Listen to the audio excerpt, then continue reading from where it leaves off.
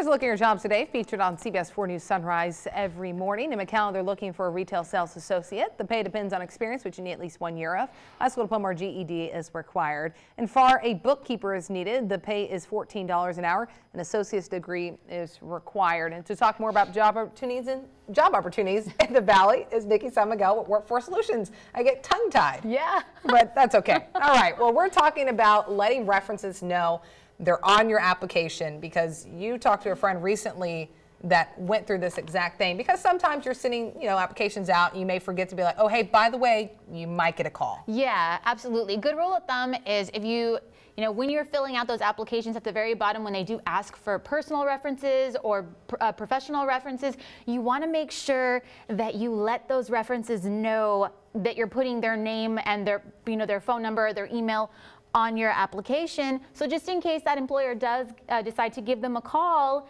they know what's going on. And yes, I was telling you that story about a coworker who had absolutely no idea what was going on when an employer called him because he was somebody else's reference, and he was just, what? Like, is that his last name? Yeah, oh, I know him. But his response was, did he get arrested? Because we're not that good friends. We're not. He just didn't know what it is that was going on. So if you want to avoid things like that, because I'm sure that was really embarrassing for the person that was applying, and the employer knew right away, oh, he didn't let his reference know that.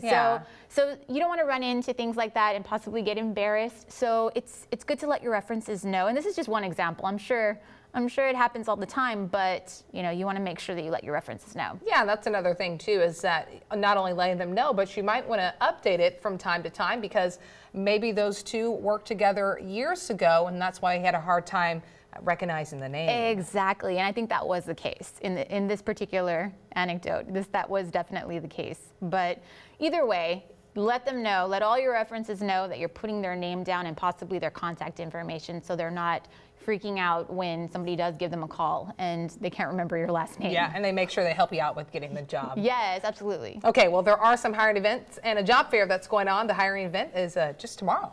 Yes, actually we have Eddie Packing that they will be at the Wesco Workforce Solutions office on Thursday, April 27th from 9 a.m. to 4 o'clock p.m. They are seeking production workers. No education and no experience is required. However, these jobs are located in Yoakum, Texas. Oh, so, I've been out there before. Yeah, it's a small town, but it's cool. Well, they're hiring. They're gonna be looking for people from down here in the Valley to go work up there.